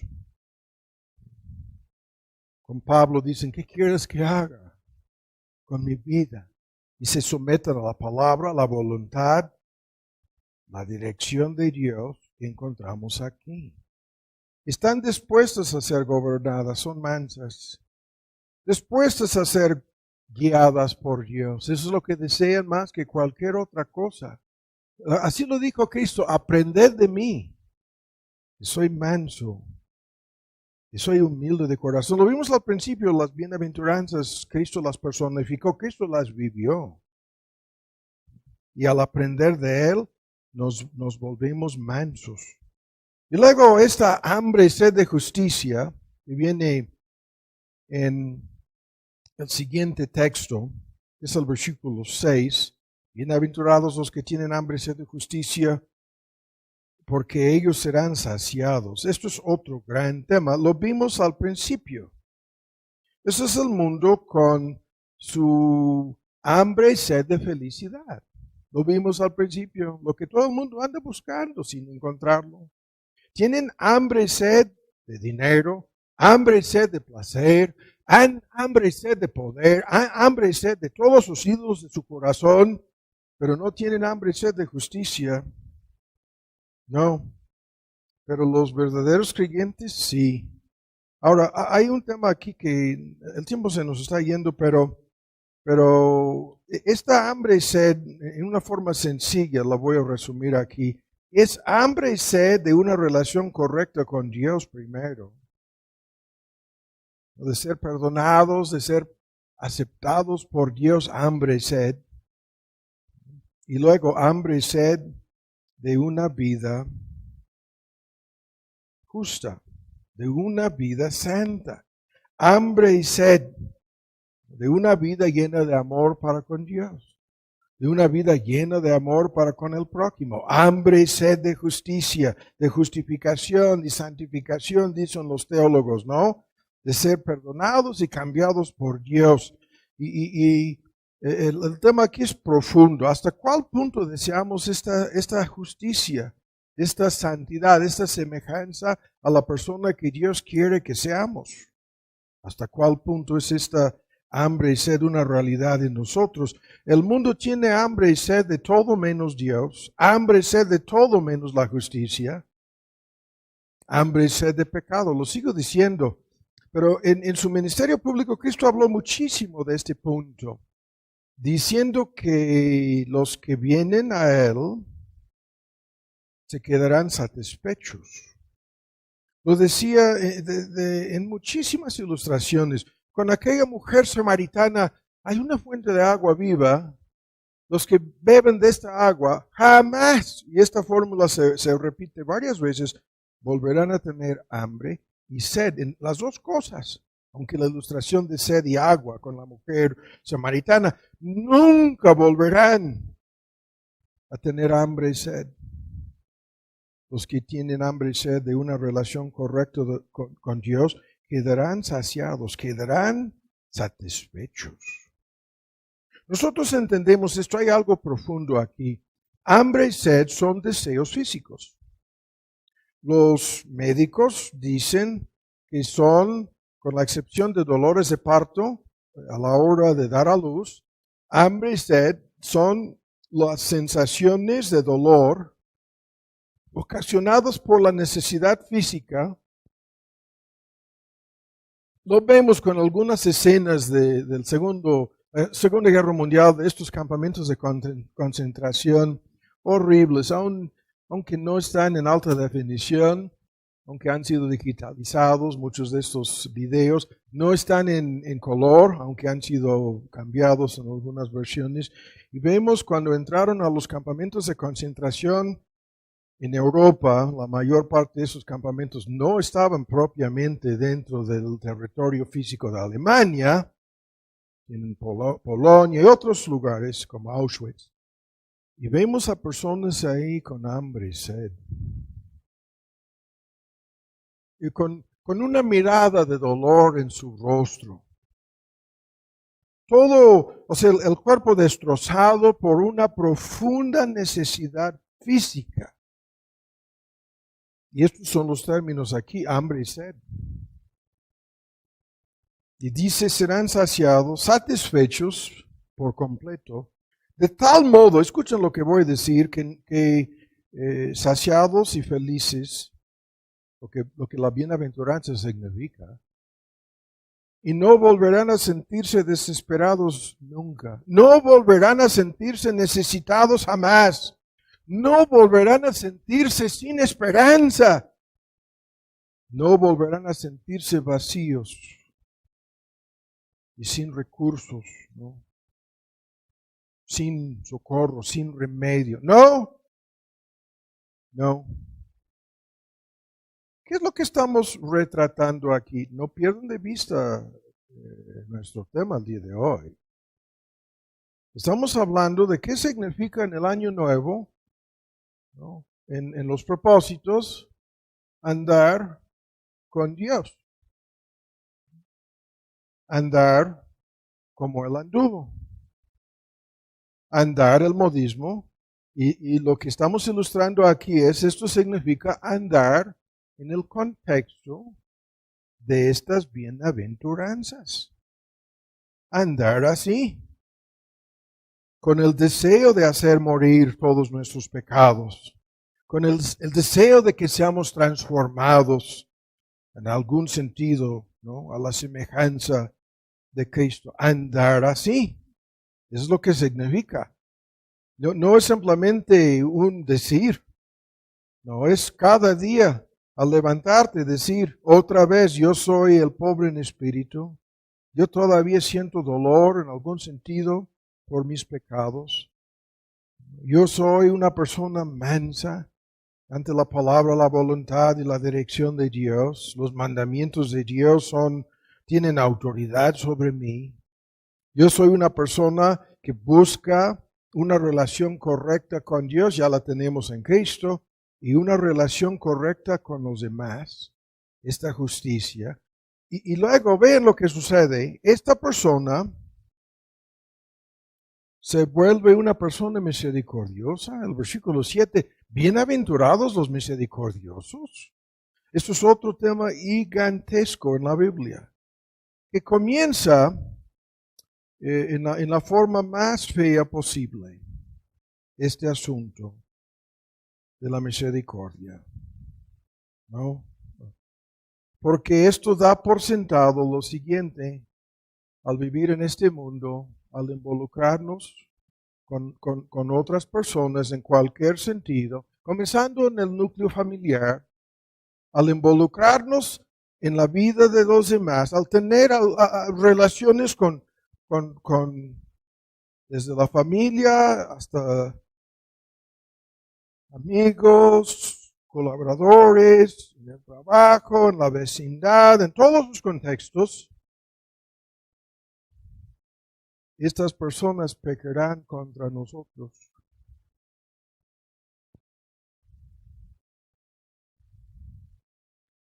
Pecarán en contra tuya. Con sus pensamientos, comenzando así. Entonces, este asunto de los espejos, ¿no? En donde tú tienes el espejo de lo que es tu autoimagen. Los demás no tienen la misma imagen. Y qué bueno que no sepas, que no sepamos lo que a de veras piensan de nosotros. Lo que cuenta es tan solo lo que Dios sabe, pero pecarán con sus pensamientos. Pecarán en contra tuya, con sus actitudes pecarán en contra. O sea, ¿van a pecar con sus palabras? Claro que sí, con sus palabras. Van a pecar en contra de nosotros. Y con su conducta nos pueden hacer, la lista es interminable de cosas, ¿no? Hasta culminándose en el homicidio, si no es físicamente fusilarte, te van a fusilar. Y todo el asunto de misericordia, pone todo el asunto de cabeza aquí, porque tú y yo somos las personas que nos damos cuenta de cómo los demás pecan en contra de nosotros, a como Dios es el objeto, ¿no?, de todo pecado. Están pecando primero en contra de Él, antes que en contra de nosotros. Pero los creyentes, ¿qué es esto? Los inconversos, la regla en el mundo inconverso es: te devuelvo el pago. Como tú pecaste en contra mía, peco en contra de ti. Tu pecado justifica mi pecado. Tu pecado despierta mis pecados. Lo sabemos, lo hemos escuchado 1000 veces. Y si Dios nos tratara así, sin misericordia,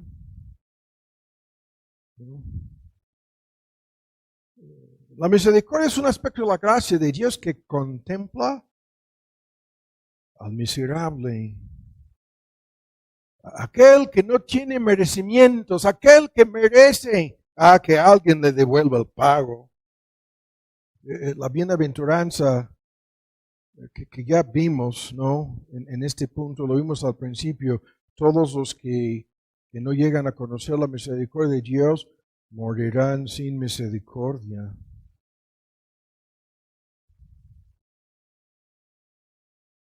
Pero los que conocen la misericordia de Dios,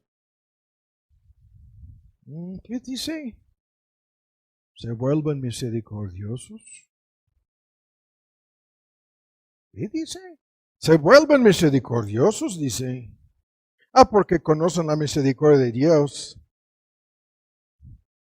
Han sido perdonados gratuitamente por Él, en base a la obra de Cristo que pagó la deuda y sufrió el castigo en el lugar de cada creyente. Esto se vuelve real. Dicen, bueno, entonces como Dios me perdonó, yo no puedo ser, ya no puedo ser una de estas personas duras. Ya su corazón está siendo suavizado. No pueden endurecerse. No pueden negarse a perdonar. Escuchen lo que estoy diciendo. A nadie. Eso es increíble, ¿no? Es un testimonio espantoso en la Unión Americana, lo vemos cada año. No, agarraron al asesino normalmente son menores de edad, a veces son adolescentes, ¿no? A veces son pareja, marido, mujer. Agarraron al asesino. Y es increíble cuántas veces sucede esto allá, ¿no? Por la influencia del cristianismo en el sistema judicial incluso. Y hay un tribunal normalmente, muy pocos de esos casos de asesinatos, creo que no sucedan sin un tribunal de 12 o 15 hasta 20 personas. Y invariablemente llaman a testificar al sobreviviente, a los sobrevivientes, y lo hemos escuchado tantas veces. Se paran frente al jurado y frente al juez y frente a las cámaras y frente a los micrófonos y frente a la prensa. Y las primeras palabras que salen de su boca: te perdono.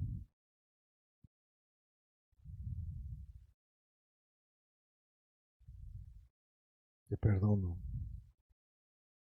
Y muchos de esos casos llegan al extremo en donde suplican con lágrimas.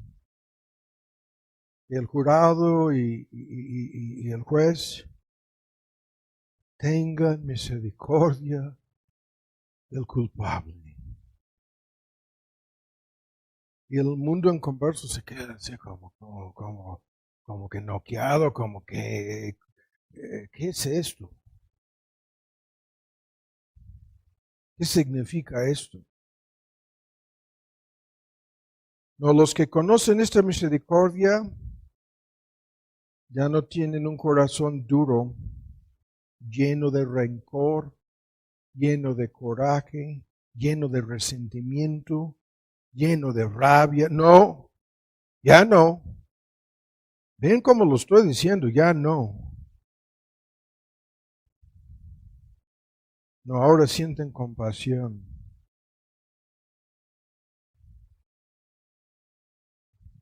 Y es más que sentir compasión. Perdonan a sus deudores, a sus ofensores. Esto es tan sencillo como el Padre nuestro lo dice.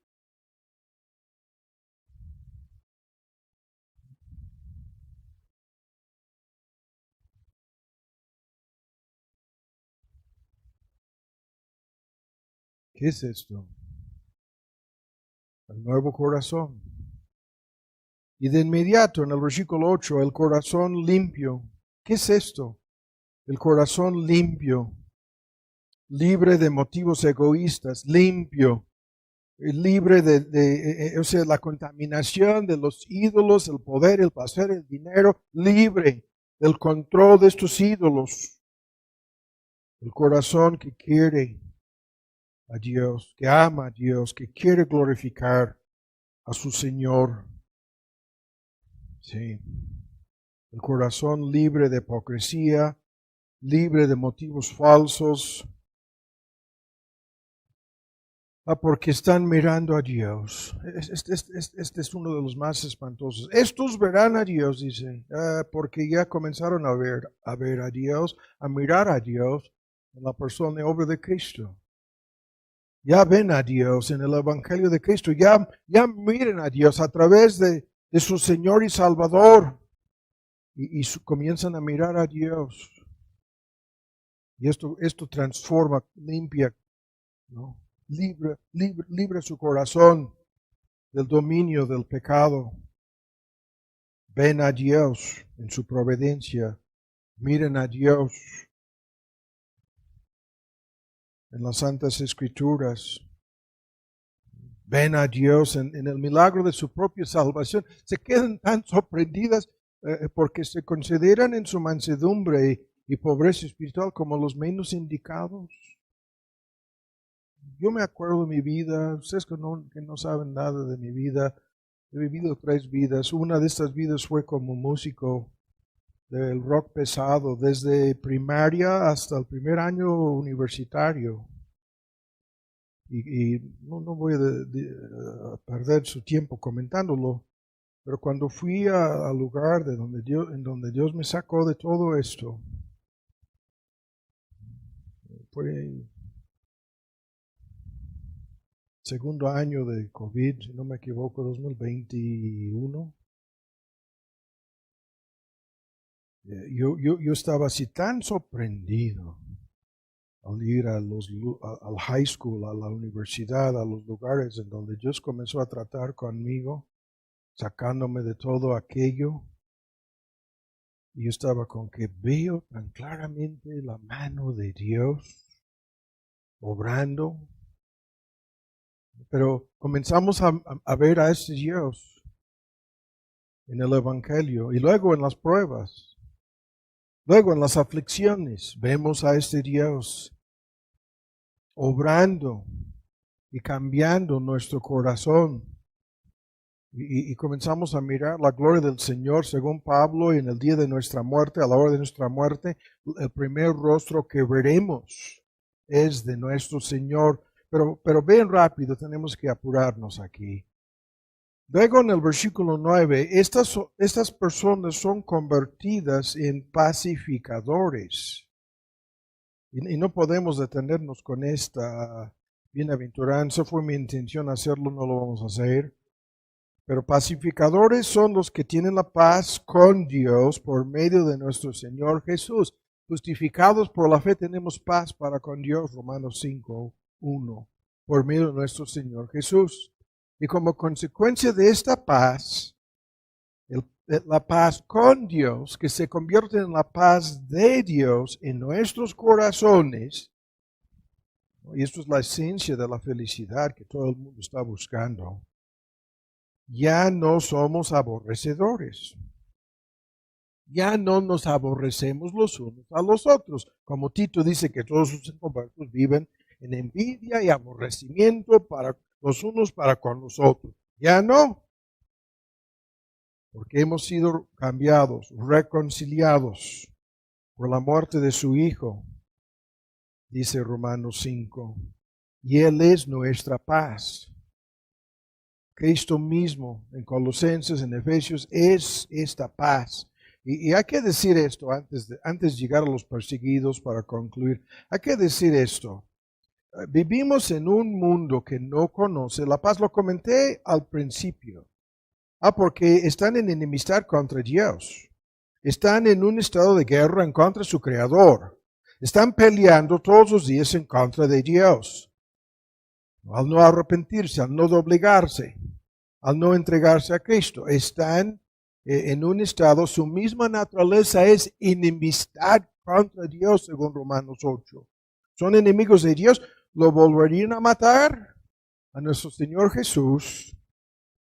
Si pudieran hacerlo, según el Apocalipsis, tratarán de hacerlo a la hora de su segunda venida. Pero los creyentes conocen esta paz.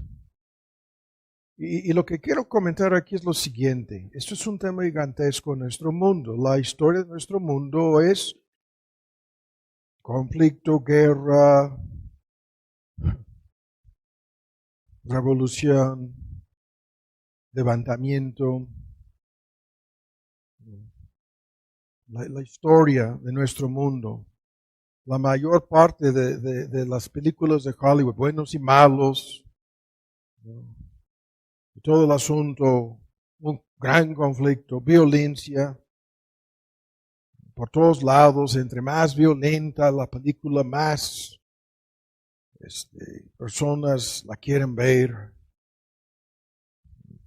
Y la violencia está en el corazón. Es una reacción instintiva. Es como si fuéramos en el reino animal, los peores animales salvajes, crueles, posibles. Hay violencia emocional, violencia, ¿no? En nuestros pensamientos, violencia en nuestro deseo de vengarnos, de victimizarnos. Y la lista aquí es increíble.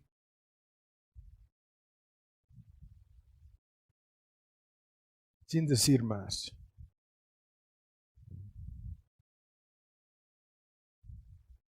Y el camino de Cristo no es el camino de violencia.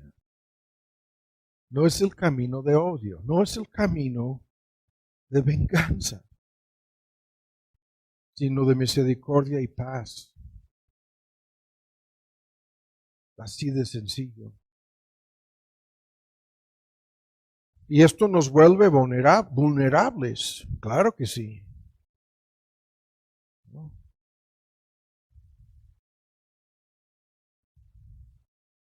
Voy a decir más.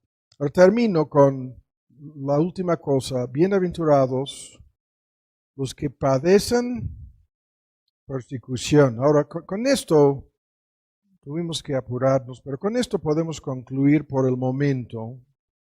Vamos a darle seguimiento a esto de hoy en 8. Es el primer sermón de Año Nuevo. Andar en estas bienaventuranzas, ¿no? Resultará inevitablemente, todos los que quieran vivir piamente en Cristo Jesús sufrirán persecución de la boca del apóstol Pablo bajo inspiración del Espíritu Santo. La garantía de esto, ¿no? Y esta persecución que toma hoy en día formas más suaves, es verbal, es emocional quizás, es económica, política, raramente en muchos lugares se convierte en persecución física y sin embargo es real. Las personas pobres en espíritu que lloran y se arrepienten de sus pecados, que son mansas ante la voluntad, la palabra, el evangelio de Dios, que buscan justicia, que son misericordiosas, porque tienen un corazón motivado totalmente diferente, ¿no? Serán perseguidas.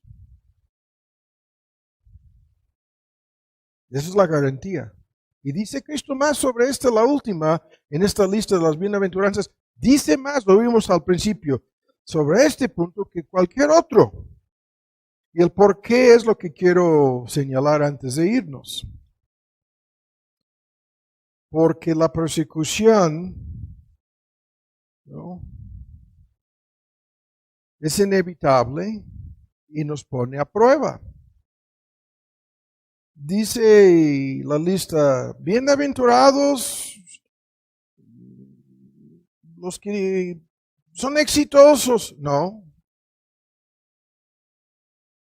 Bienaventurados los que logran sus sueños de felicidad mundana. No. Bienaventurados los que, lo vimos al principio, los que prosperan económicamente, no 3, 4 o 5 propósitos del año nuevo se centran en eso, lo vimos. No.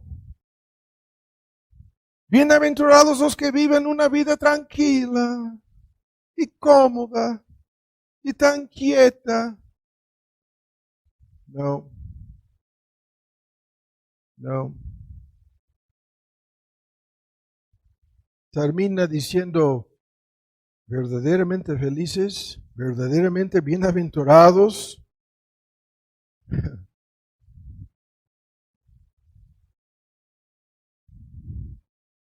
las personas perseguidas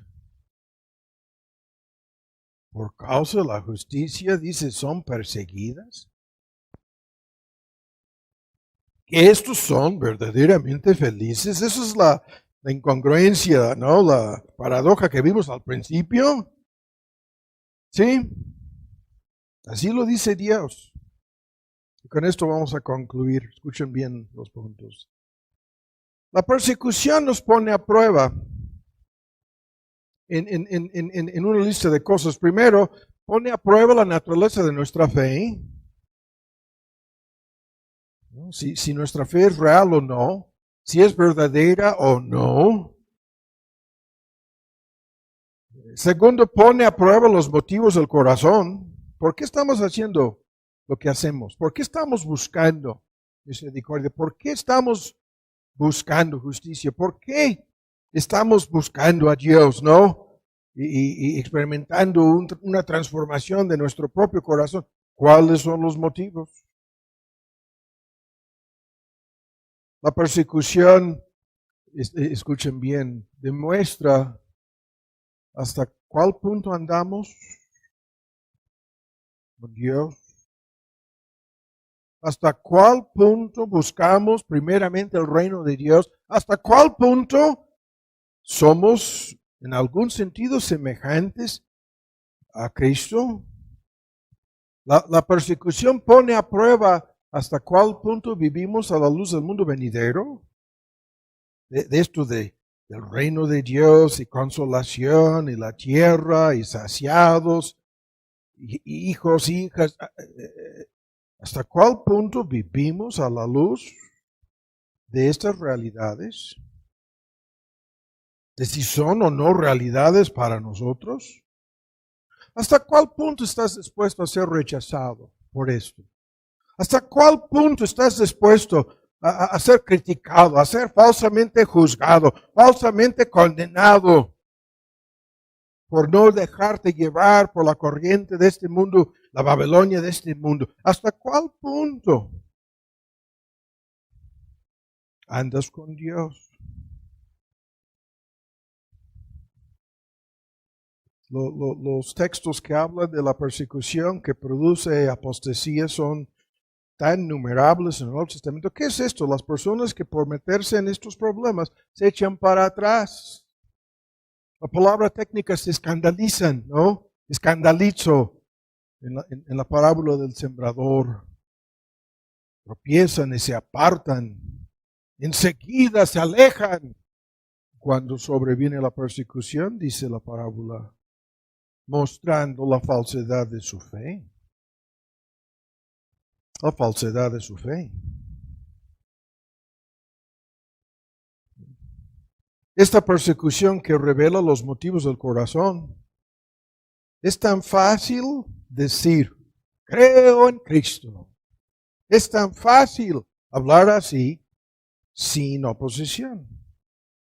Pero los motivos del corazón, el por qué hacemos lo que hacemos, cuando no hay dificultades, cuando no hay pruebas, cuando no hay oposición, es lo más fácil decir, creo.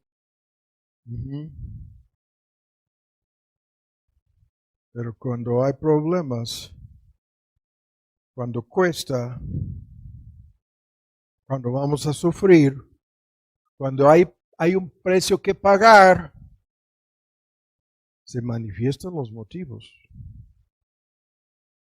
Se manifiesta la falsedad del evangelio de prosperidad. Se demuestra hasta cuál punto servimos a Dios a cambio, a fin de obtener algo. De esto hablaba Satanás con Job. Este cuate lo tienes comprado, es un cambalache. Si le quitas algo, te aseguro que ya no te va a seguir, te va a blasfemar.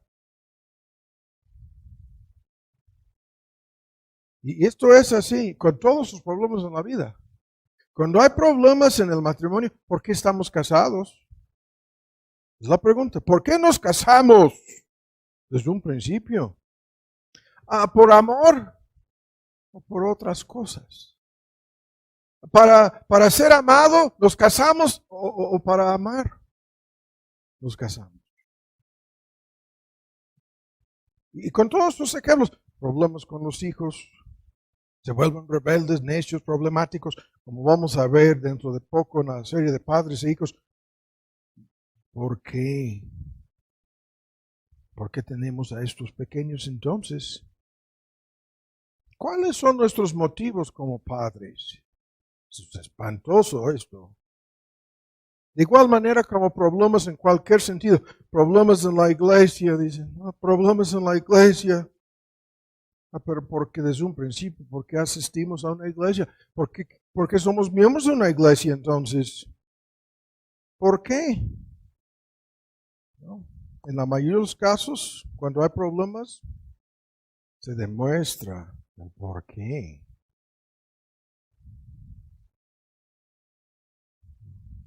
El porqué de nuestra profesión de fe. Sin oposición, sin dificultades, no se ve en la realidad de las cosas, muchas veces no.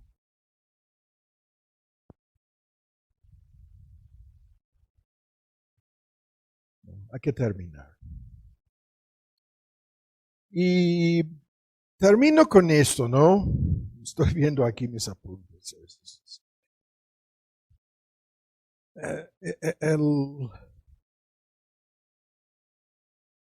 El enemigo se nos acerca en este asunto de la persecución, la oposición, los problemas, las luchas que tienen propósitos múltiples en la vida de cada creyente.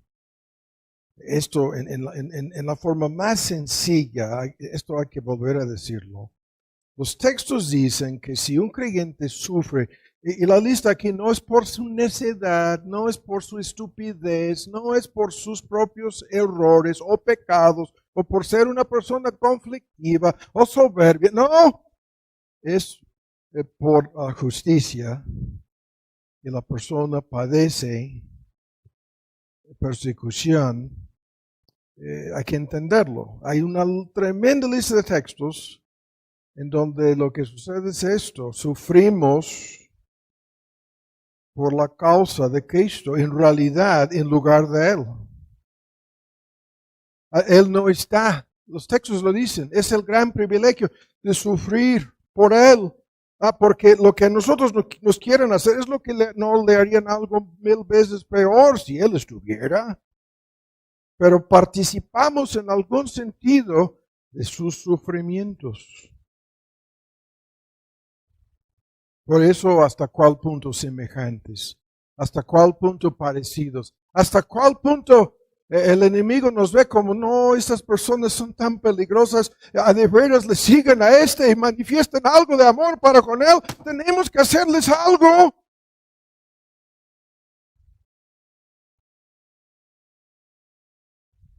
Y Cristo, al agarrar al verdugo, perseguidor Saulo, le preguntó,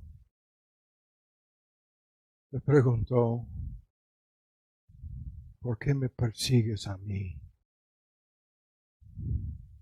Así. ¿Hasta cuál punto diferentes entonces? Luz y sal. Personas que han tomado la cruz. Se manifiesta en esto. ¿O hasta cuál punto semejantes al mundo? Semejantes a los inconversos. Tratamos de dar no, esto no es gran cosa aquí de que soy creyente. No, en realidad no hay una gran diferencia. Yo me acuerdo de haber hablado con los músicos. Me miraban, te has vuelto loco. Y yo con la Biblia, contéstanme esto, ayúdenme. Y decían, no, este Tomás ya se volvió loco. Y me veían más que diferente. Vieron un cambio inexplicable. Ya no estaba dispuesto yo a entregar mi vida a este ídolo. Y al oponernos al mundo, a sus ídolos, al ser diferentes, nos vamos a meter en problemas.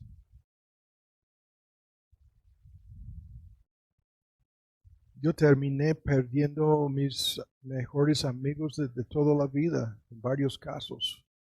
Habíamos sido juntos en esa carrera desde la primaria, en la carne, en la sangre humana, en términos carnales, mis mejores. Lamento hasta el día de hoy la pérdida de sus almas.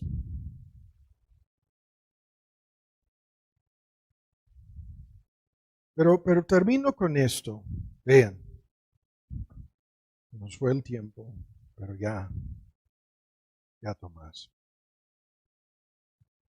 Este asunto, aquí lo tengo para concluir.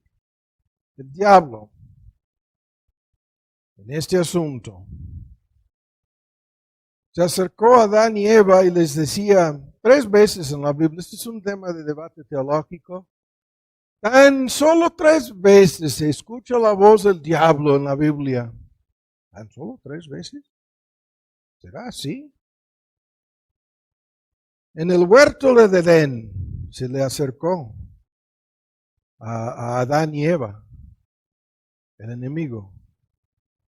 Y su argumento, Dios no ha sido ni es bondadoso para con ustedes.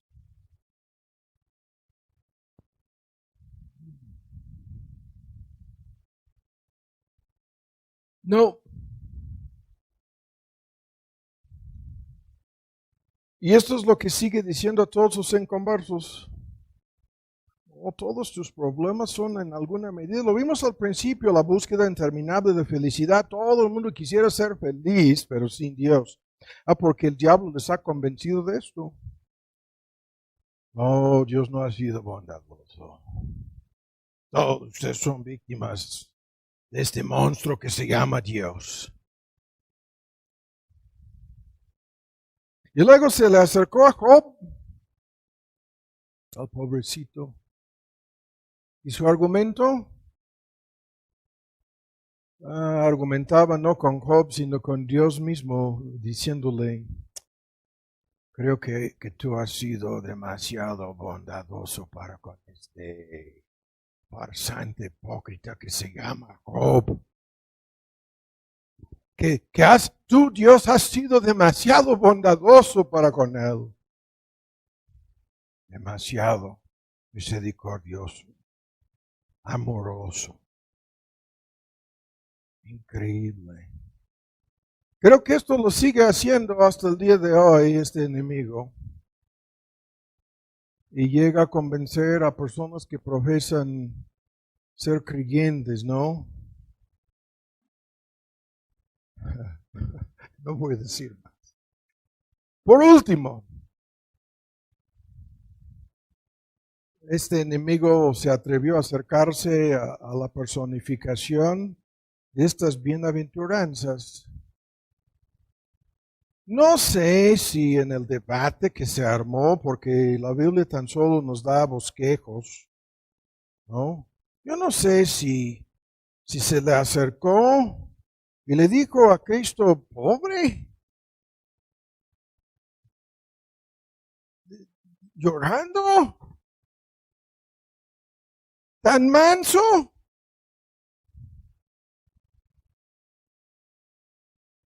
Tan limpio de corazón. Yo no sé si al acercarse a nuestro Señor Jesús se le decía algo parecido a lo que estoy comentando aquí o no.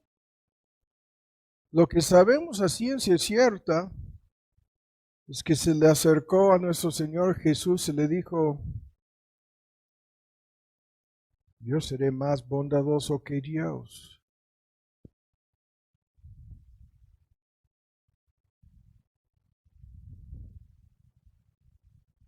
Yo seré más tierno. Todo lo que has venido a buscar, ¿no? Lo mostró los reinos de este mundo. Todo lo que había en ellos y le dijo, yo soy más bondadoso que Dios. Te lo daré todo, ¿no?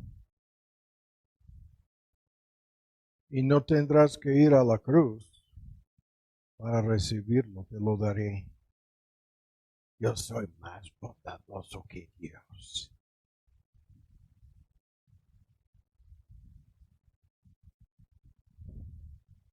Le decía a grandes rasgos lo que vimos al principio. Yo te haré feliz, tú que dices ser el Mesías. Yo te daré lo que has venido a buscar. Pero se equivocó por completo. Porque nuestro Señor Jesús no vino a buscar ninguna de estas cosas como parecidas a esa gloria de la Babilonia de este mundo, lo que le ofrecía Satanás. No, nuestro Señor Jesús vino a buscar y a encontrar lo que se había perdido.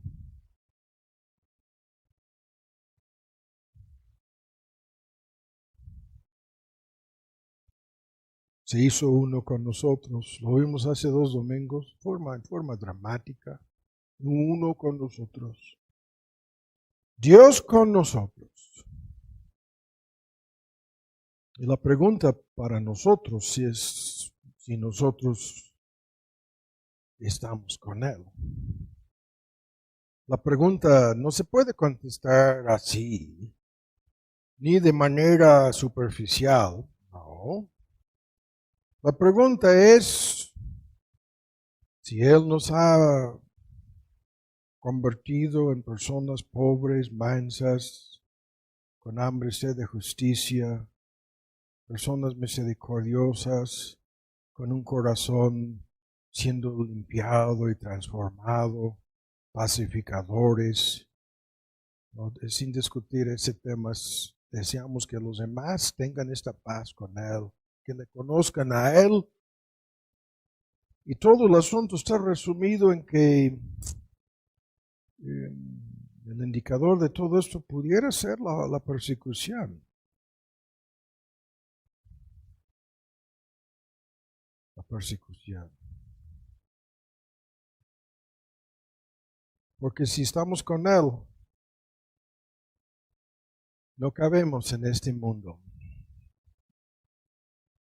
Padre, damos muchas gracias por tu palabra, por la oportunidad de ver esto el día de hoy, con motivos de Año Nuevo.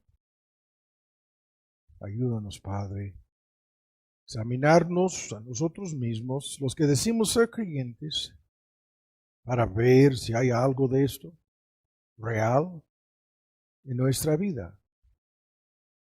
Y si es así, a irnos de aquí con la determinación de vivir diario, vivir estas bienaventuranzas, vivirlas cada día de este año nuevo, sabiendo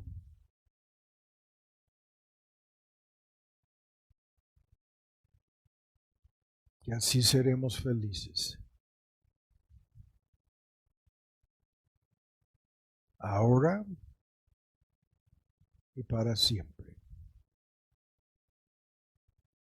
Y por los que no te conocen, te pedimos para que no se vayan de aquí sin entender su infelicidad, su necedad, su rebeldía, su estupidez.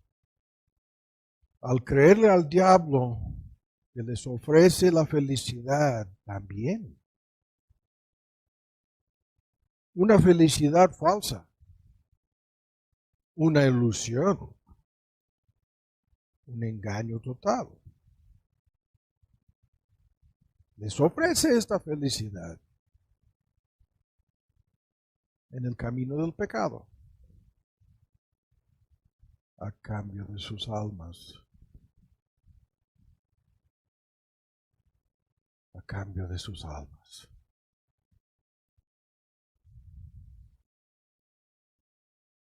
Te pedimos que vean al enemigo y que ya no escuchen su voz, sino la del Señor Jesús, que frente a una muchedumbre de gente, probablemente miles de personas congregadas en el monte, predicó estas bienaventuranzas.